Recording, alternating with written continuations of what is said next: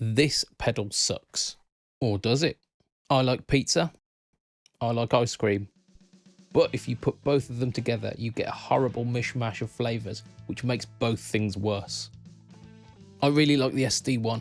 I really like the DS one. But when you put both of these pedals together, you get the OS-2. Is it worse than the sum of its parts, or is there treasure to be had within this unassuming yellow box? In this video, we investigate that question and we might get some answers that you weren't expecting.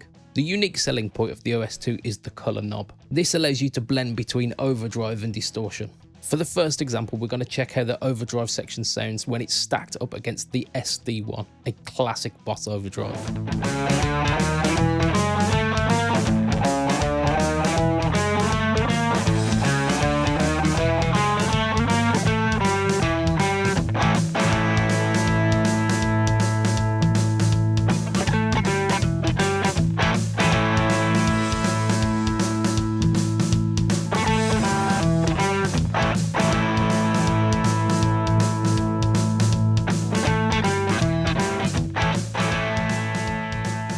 The other side of the knob is labelled DS, which gives you a distortion tone.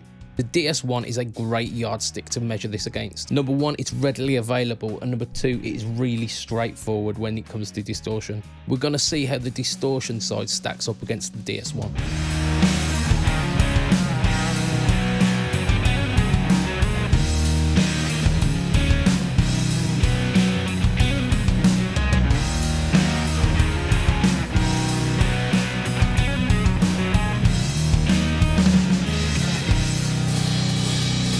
After a little bit of research on this pedal, I came across a blog post that looks into the schematic of this pedal, and it compares the dual high-pass filters and the hard clipping stage to the Proco Rat. It then mentions later on in the post that it has similarities to the DS2 turbo distortion.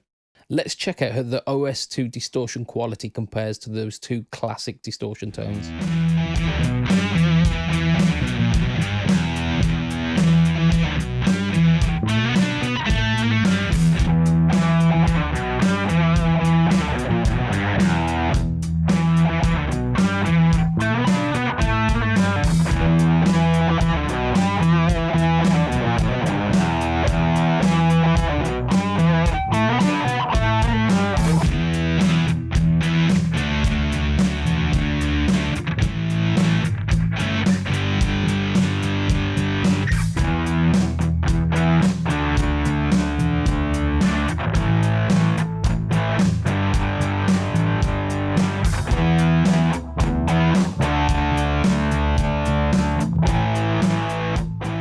So far we've listened to the two sides of the OS2, but do they sound better than the standalone pedals?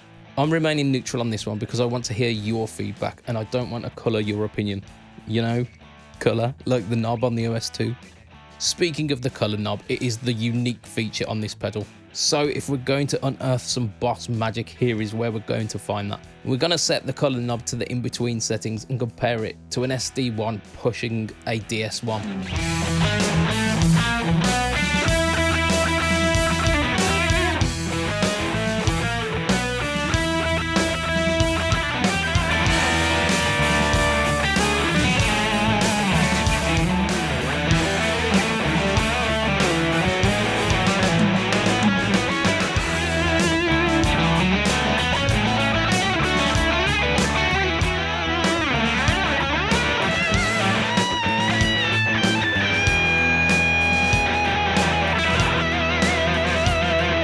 OS2 to my ear does not sound as good as the separate pedals. Both the distortion and the overdrive mode seem to lack the clarity and the dynamic range that the standalone pedals seem to have.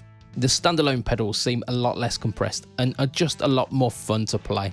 The mode where the OS2 really shines, however, is that blended mode. When you push the front end of a DS1, it forces signal hard into the clipping section, which means that when you back the gain off, you still get a really hard driving tone.